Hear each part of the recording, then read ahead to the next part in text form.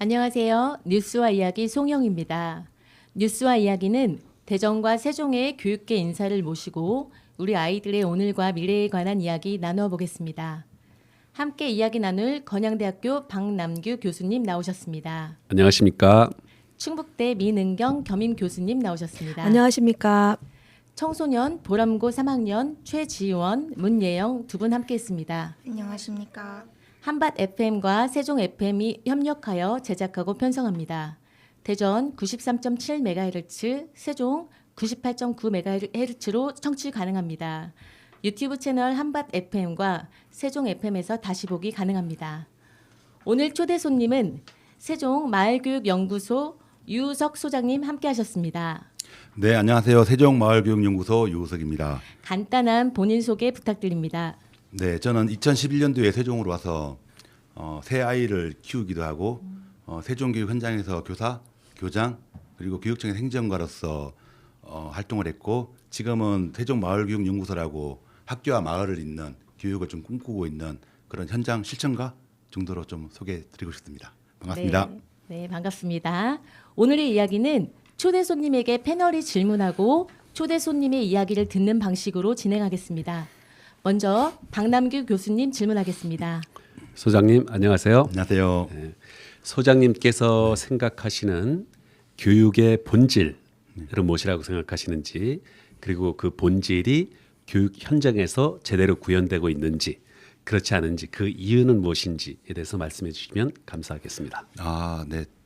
제가 얼마 전에 너튜브에서 교육의 본질은 무엇인가 이런 질문을 받은 적이 있어요. 근데 그때랑 답이 다르면 안 되겠죠. 네, 네. 저는 어쨌든 교육의 본질은 인간의 존엄성을 지키는 일이고 그것을 교육이 지켜나가야 된다고 좀 생각을 하고 있습니다. 특히나 요즘에는 지식을 넘어서 사실은 그 한 명 한 명이 가지고 있는 가능성이나 혹은 가치를 발견해주고 이 성장을 좀 지원해주는 일, 이게 교육의 본질이라고 생각하고 있고 지금 시대가 되게 급변하고 있기 때문에 여기에 사실 그 한 명 한 명의 가치를 좀 잃어버리는 일이 좀 많죠. 그래서 지금은 한 명 한 명을 그 아이를 잘 발견해주고 그것을 지켜주는 일이 가장 중요하다고 생각하고 있습니다. 그러면 이제 한 명 한 명을 말씀하셨는데요. 네.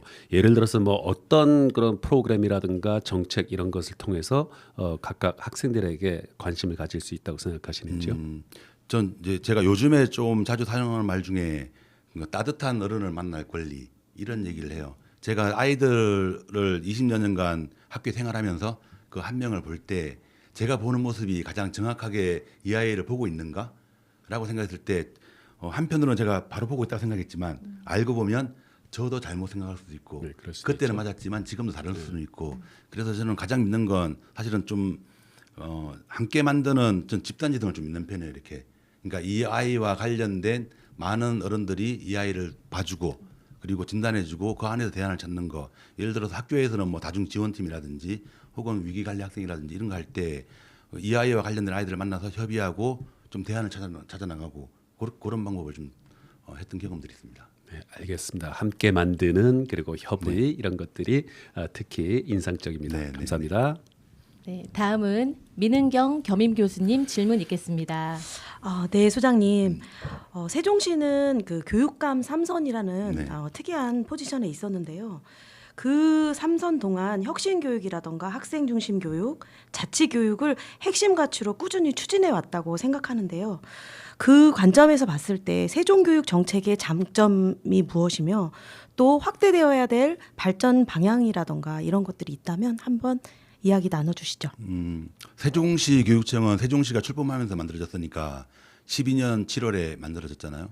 그래서 가장 큰 장점은 새로운 도시라는 게 있는 거죠, 사실은. 그래서 여기에 새로운 도시에는 새롭게 방향을 설정하고 여러 가지 실험과 도전을 할 수 있었다 이런 부분들이 있고 물론 이제 초기에 설계할 때는 예상대로 되지 않고 혼란의 시기도 있었고 그럼에도 불구하고 학교 설립이라든지 학생을 배치한다든지 이런 부분들을 좀 안정되게 좀 해왔고 내용적으로 좀 바라보면 그 세종 뭐 공동 교육과정이라든지 혹은 그 초등학교 저학년 학생 수 감축이라든지 혹은 또 마을교육 공동체라든지 이런 부분들은 실제로 다른 도시에 비해서 좀 선도적으로 했고 다른 데 좀 모범이 되는 그런 것이라고 생각합니다. 근데 지금 이제 만약에 지금까지 해왔던 게 이제 이런 거라면 실제로 시대도 변하게 됐고 말씀하신 대로 이제 10여 년의 시간이 지났고 그러면 그 다음에 해결 방법은 무엇이냐 이런 게 생각했을 때 제가 처음에 말씀드렸을 때 한 명 한 명의 아이를 봐줘야 된다고 했잖아요. 그러니까 교육청은 학교를 지원하는 곳이고 학교는 아이들을 가장 현장에서 만나는 곳이라 사실은 저는 이제는 학교 교육력을 높일 때가 왔다. 학교 교육력은 아이들 가장 만나는 최일선이기 때문에 학교가 중심을 잡고 아이들을 잘 만날 수 있는 구조를 만들어내야 된다 이렇게 생각하고 있습니다. 네, 그러면 그게 계승 그 전에 삼선의 철학을 계승함과 동시에 현실에 맞게 다듬고 완성하는 과정이라고 이해하면 될까요? 그렇죠. 전에 네. 학교 우리가 이제 어떤 일을 하거나 그럴 때 주체성을 가지는 게 되게 중요하잖아요. 이렇게 그러니까 교육청이 신도시에서 뭐 어떤 인프라를 좀 갖췄다면 지금은 우리 모세혈관처럼 학교가 그 중심 허브 역할을 하고 그 아이들을 만나니까 아이들의 최전선에서 가장 밀접하게 만나는 걸 만들어내야 되는 시대가 같다고 생각하고 있습니다. 네, 답변 감사합니다. 네, 이어서 우리 최지연 학생 질문 있겠습니다. 네, AI의 도입과 같은 미래 사회 변화 속에서 교사의 역할은 어떻게 달라져야 한다고 보시나요? 네, 질문 고맙습니다.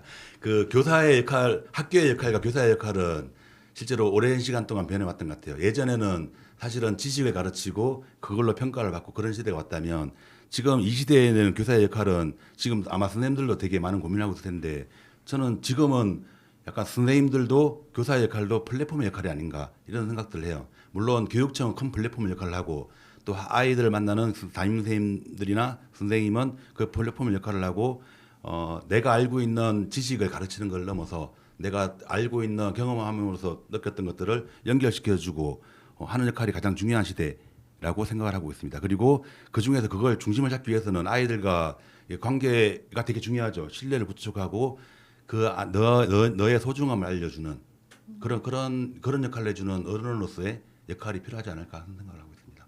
네, 감사합니다. 이어서 우리 문예영 학생 질문 있겠습니다. 네, 질문 드리겠습니다. 요즘 저출산으로 학생 수가 줄어들면서 학교 현장에서도 교원 감소나 교육 여건 변화 같은 문제들이 함께 나타나고 있습니다. 소장님께서 보시기에 저출산과 학력 인구 감소가 학교에 가져오는 가장 큰 문제점은 무엇이고 이를 교육 정책 차원에서 어떻게 대응해야 한다고 보시는지 듣고 싶습니다. 실제로 세종시가 다른 지역보다 학생 수가 많잖아요. 많은데 제가 통계를 좀 보고 왔는데 5년 전에 그러니까 5년 후에는 지금 초등학교 4학년이 가장 학생 수가 많아요. 그래서 5년 후에는 초등학교 아이들이 32,000에서 22,000으로 거의 10,000명이 줄더라고요. 이렇게. 그리고 또 5년 후에는 또 그 정도의 중등으로 이어지는 그리고 초등은 더 낮아지고 이런 경험 이런 상황이 있어서 실제로 이런 부분에 대한 고민을 이제 실제적으로 해야 될 시기가 왔고 그렇다면 사실은 학교의 공간의 문제라든지 혹은 선생님의 문제라든지 이런 부분들이 좀 있는 것 같아요. 그래서 저는 제가 생각하는 방법은 그 예전에 1대 다수의 교실에서의 학생 수 감축을 20명으로 했잖아요. 이건 1대 25에서 1대 20으로 낮췄다면 사실은 한 명 한 명을 더 자세히 본다는 건 자세히 보는 눈이 더 있으면 좋은 거라서 저는 선생님들의 역할이 좀 더 필요하다. 그러니까 한 명이 아니라 2대 20 이렇게 갈 수도 있고 혹은 지금은 다문화라든지 뭐 너린 학습자라든지 사실은 더 촘촘하게 챙겨야 될 부분들이 있어요. 이 부분들에서 좀 같이 해야 되는 부분들이 있고 지역 격차에 대해서는 예전에는 어떤 정책을 이렇게 일률적으로 이게 시행하는 경우들이 있었어요. 근데 저도 이제 학교에 근무하기도 하고 이렇게 얘기를 들어보면 학교마다 비슷한 부분도 있지만 실제로 그 학교만이 가지고 있는 문제점이 있어요. 이렇게 물론 한정된 예산을 가지고 다 할 수는 없지만 저는 그 학교의 상황을 매우 정밀하게 진단하는 게 필요하고 그 진단에 맞춰서 저는 지원하고 그 학교에 맞춤형 지원이 필요하다고 생각하고 있습니다. 이 한 학급에 2대 다수로 2명의 선생님을 배치한다는 점이 인상이 깊었는데 그렇다면 만약에 2명의 선생님께서 의견이 다르다면 한 학생에 대한 의견이 다르다면 이때는 어떻게 이 문제를 조율을 해야 할지 궁금합니다. 학교에 이제 이런 사실은 좀 경험이 좀 있어요. 이렇게 그러니까 예를 들어서 그 수학을 초등학교 고학년 뭐 어떤 아이들은 중학년 돼도 수학을 포기하는 애들이 있어요. 그랬는데 이제 제가 근무하던 학교에서 그 초등학교 두 선생님이 담임 선생님인가 부 담임 선생님처럼 해가지고 수학 수업에 들어가가지고 전체적인 수업을 진행하는 선생님인가 그 잘 따라가지 못하는 아이들을 옆에서 지켜보면서 사실은 우리가 그 수학을 포기했던 아이들은 그냥 수학을 연산을 못해, 도형을 못해, 공간 능력이 부족해 이런 말을 하긴 하지만 실제적으로 더 자세히 들어가 보면 어디가 막혀 있는 부분들이 있어요. 근데 이 부분들을 찾아내는 게 되게 중요했고 그리고 이 부분을 찾아냈을 때 이 아이가 그러니까 수학 점수가 아주 드라마틱하게 오르진 않았지만 실제로 수학에 대해 다시 바라보게 되는 그런 경험들이 있고 그러면 이 교사들의 협력을 어떻게 할 것이냐. 사실은 이건 우리 이제 뭐 학교에서는 전학공이라고 학습 공동체라든지 이런 게 있는데 저는 기본적으로 앞으로 AI라든지 이런 기술이 급변하는 시대에 다 외톨이가 되잖아요. 이렇게 저는 이 외톨이가 되는데 그 아이들 보고 협력하라고 하고 협력의 과정을 겪으라고 하지만 사실은 어른들이 먼저 해야죠. 먼저 해야 사실 아이들도 협력하는 걸 좀 배우게 될 거라고 생각하고 있습니다. 감사합니다. 네, 좋은 말씀 잘 들었습니다. 두 번째 질문 이어가겠습니다. 박남규 교수님 질문하겠습니다. 자, 바로 앞서서 우리 문예영 학생이 질문한 것과 어떤 면에서는 좀 유사한 것이 있는데요. 우리 소장님께서 인지하고 계시듯이 지방자치단체장 그리고 교육감 간의 어떤 정치적 견해 차이 또는 교육적 견해 차이로 인해서 갈등이 일어나는 것이 이제 주로 이제 보도가 되는 경우가 있어요. 그 이를 갈등이 거기서 끝나는 것이 아니라 교육 현장에 미치는 그런 부정적인 영향들이 있는데 소장님께서 보시기에는 이런 갈등 방지 또는 갈등 해소 어떤 특별한 방안을 가지고 계신지 궁금합니다. 네, 사실은 제가 교육에 대한 나름대로 고민을 하게 되면서 가장 크게 느꼈던 부분은 사실은 교육청과 시청이 협력해야 된다 이런 생각들을 했어요. 예를 들어서 어떤 아이가 있으면 이 아이의 문제를 혹은 도움을 주기 위해서 했을 때 교육청에서 할 수 있는 범위가 있고 또 시에서 할 수 있는 범위가 다르더라고요. 예를 들어서 아이가 어려움을 겪고 있으면 가정도 어려움을 겪을 가능성이 많죠. 근데 교육청에서는 아이를 지원할 수 있지만 가정을 지원하기는 힘들어요. 그래서 이게 교육청과 시청이 같이 가야 되는구나 이런 문제의식은 확실히 있고 그러려면 사실은 그 가장 중요한 건 여기가 세종시가 되게 젊은 도시고 여기에 청소년들이 아이들이 살기 좋은 동네가 돼야 이 도시가 지속 가능하다. 이 공감대는 되게 필요하다는 생각은 들어요. 근데 또 갈등 부분에서 저도 이제 학교에서 학생, 학부모, 교사, 지역사회, 뭐 사주체 연석회의라든지 혹은 그 이의 범위에서 그 인근에 있는 학교들과 주민자치센터와 주민자치회와 이렇게 협력해 본 경험들이 있습니다. 사실 우리가 그 갈등은 이 서로 마주보지 않아서 생기는 갈등이고 사실은 저는 이 단어를 좋아하는데 좀 직면하는 게 좀 필요해요. 실제로 우리가 가야 되는 가치가 있다면 우리가 터놓고 만나야죠. 그리고 제가 이제 이런 협의체나 이런 소통의 그 과정을 만들 때 제가 먼저 다가갔어요. 다가가서 우리가 여기에 제가 살던 동이 해밀동이었는데 우리 해밀동을 교육의 적어도 유초 중등의 교육의 중심을 만들자. 근데 우리는 이렇게 하고 싶은데 같이 할 수 있냐 이런 얘기들은 필요하고 전 목마른 사람이 우물을 판다고 생각하고 있습니다. 그리고 그게 아이들 위한 거라면 당연히 해야 된다고 생각하고 있습니다. 네, 갈등을 피하지 않고 네. 직면하는 것이 중요하다라고 말씀을 하셨는데 이제 지방자치단체장을 얼마나 자주 만나실 생각이십니까? 저는 이건 학교에도 보면 그 여러 가지 협의회가 있고 뭐 다양한 이렇게 이렇게 모임들이 있어요. 이렇게 근데 있는데 저는 첫 번째 하나는 정례적인 협의는 매우 중요하다. 그러니까 연 몇 차례라든지 미리 예정돼 있고 어떤 제안을 하고 그걸 공유하고 토론하고 소개하고 이런 건 필요하고 다만 이걸로 세상이 다 이루어지진 않잖아요. 이렇게 원래 관계라는 게 그냥 공식으로 만났다가 헤어짐으로 되는 게 아니니까 저는 필요하다면 얼마든지 어떤 사안이나 가벼운 사안이라도 만나고 얘기 나누고 저는 이 서로에 대해서 믿을 수 있는 신뢰관계를 만들기 위해서는 저는 아까 말씀드렸던 직면 만나는 게 가장 필요하다고 생각하고 있습니다. 네, 감사합니다. 네, 이어서 민은경 겸임 교수님 질문 있겠습니다. 네, 소장님의 말씀을 듣다 보니까 그 세종교육의 다음 키워드가 지속 가능한 공공교육이 아닌가 생각이 드는데요. 저는 세종시가 그 혁신의 방향은 정확하게 제시됐고 이미 충분히 제시되어져 왔다고 생각하는데요. 만약 소장님 생각하시는 그 조금 더 필요한 청소년을 위한 혁신 교육이 있다라면 어떤 그 정책적인 측면에서 한 가지만 제시해 줄 수 있다면 감사드리겠습니다. 아, 네. 아까 그저 예영. 최지훈 학생인가? 질문이 약간 겹치는 것 같은데 저는 어쨌든 청소년을 시민으로 바라보는 게 좀 필요하다고 생각을 좀 하고 있습니다. 우리 어른들이 청소년들을 위해서 아이들을 위해서 뭔가 지원하고 도움이 된다고 생각하지만 사실은 그게 아이들을 실제로 존중하는 것인가 이런 건 좀 다룰 수 있고 그래서 저는 아이들의 행복을 바라는 시대에서 아이들의 독립을 지원하는 시대로 좀 가야 된다고 좀 생각을 하고 있습니다. 이 독립의 시대는 사실은 그 아이들이 실제로 뭔가를 기획해보고 실천해보고 사실은 책임도 지고 이런까지 좀 가야 되는데 그렇다면 그랬을 때 내 삶의 주인으로서의 살아갈 수 있는 힘이 생긴다고 좀 생각을 하고 있는데 그러려면 정책적으로 무엇을 해야 되는가 이렇게 생각해 봤을 때 저는 청소년들의 참여라고 생각해요. 그러니까 참여라는 게 예를 들어서 그 청소년 공간을 스스로 기획해보고 공간의 문제라든지 혹은 각종 뭐 운영위원회뿐만 아니라 사실은 예산을 짠다든지 정책을 뭐 수립한다든지 이때도 청소년들이 실제로 들어가야 된다고 좀 생각을 하고 있고 가능하다면 저는 교육감 선거에도 저는 청소년들이 참여를 해야 된다고 생각해요. 그러니까 해서 그 의견을 우리가 청소년이 바라는 게 하나 다 안 될 수는 있지만 적어도 내가 소통하고 뭔가 발언할 기회가 있고 참여할 기회를 주는 건 매우 필요하다고 생각합니다. 그래서 저는 청소년들의 참여를 할 수 있는 정책이 계속 만들어져야 된다 생각하고 있습니다.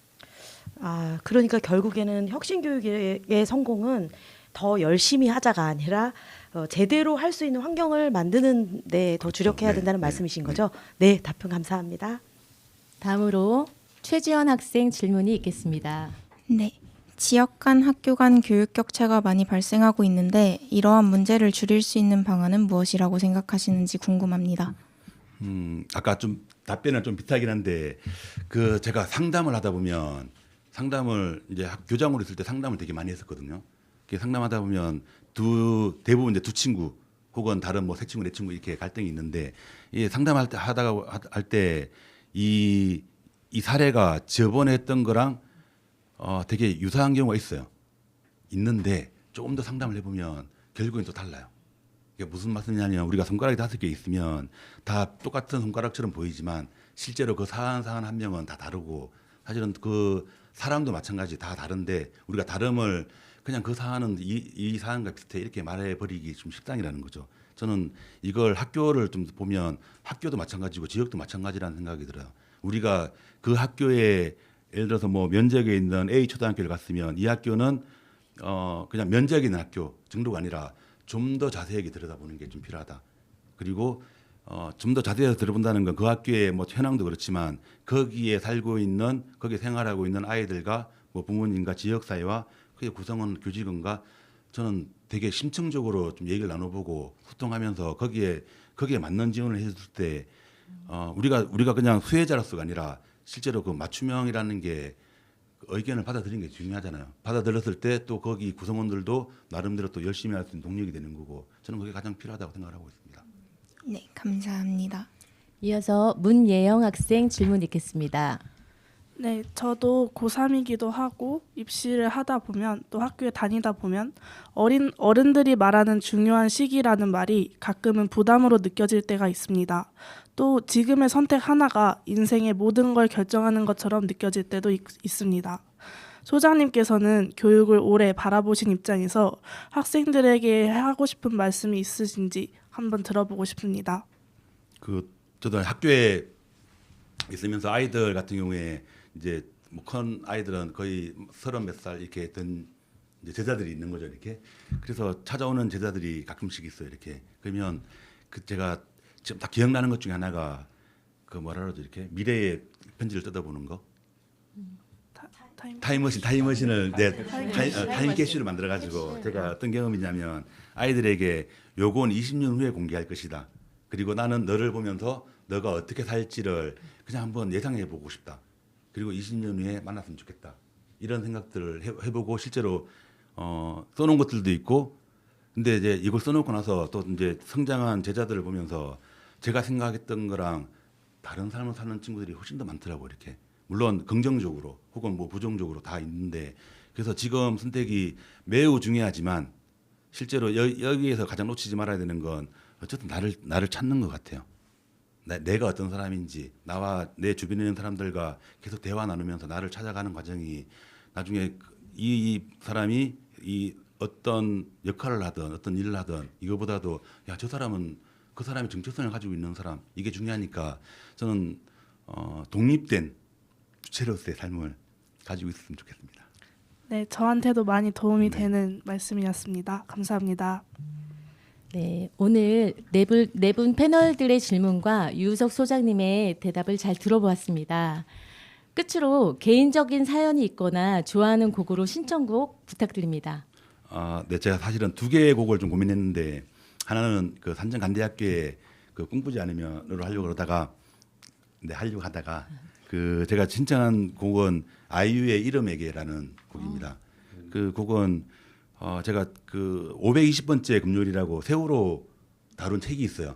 그 책에 보면 그 세월호 유가족들이 여러 가지 그 사회적 활동을 하다가 그 세월호 합창단, 유가족 합창단을 만들었어요. 만들어서 했는데 유가족 합창단을 이렇게 초청하는 데가 별로 없잖아요. 그래서 이제 거기 책에 보면 세월호 유가족 합창단이 공연하는 장소가 우리 사회가 세월호에 대한 얘기를 어떻게 바라보고 있는지를 나타내는 것이다라고 했는데 근데 어느 고등학교에서 유가족을 초청한 거예요. 합창단을 초청했고 이제 합창을 하고 난 다음에 갑자기 불을 다 끄더래요. 이렇게 아이들이. 그리고 불러줬던 노래가 아이유의 이름에게. 예, 네네. 그래서 이제 유가족 합창단 얘기가 내가 위로를 받고 왔다. 저는 고등학교 진짜 멋진 고등학교라고 생각했고 저는 그런 사회가 돼야 한다고 생각하기 때문에 아이유의 이름에게를 선정했습니다. 네, 정말 감동 깊은 이야기입니다. 오늘 뉴스와 이야기 유우석 소장님을 모시고 교육에 관한 이야기 나누었습니다. 유우석 소장님이 신청한 아이유의 이름에게를 들으며 이 시간 마치겠습니다. 세종 FM 한밭 FM이 공동 기획한 뉴스와 이야기는 세종 98.9MHz, 대전 93.7MHz로 라디오로 청취할 수 있고 유튜브 세종 FM과 한밭 FM에서 보이는 라디오로 시청 가능합니다. 다음 시간에 뵙겠습니다. 지금까지 진행의 송영이었습니다.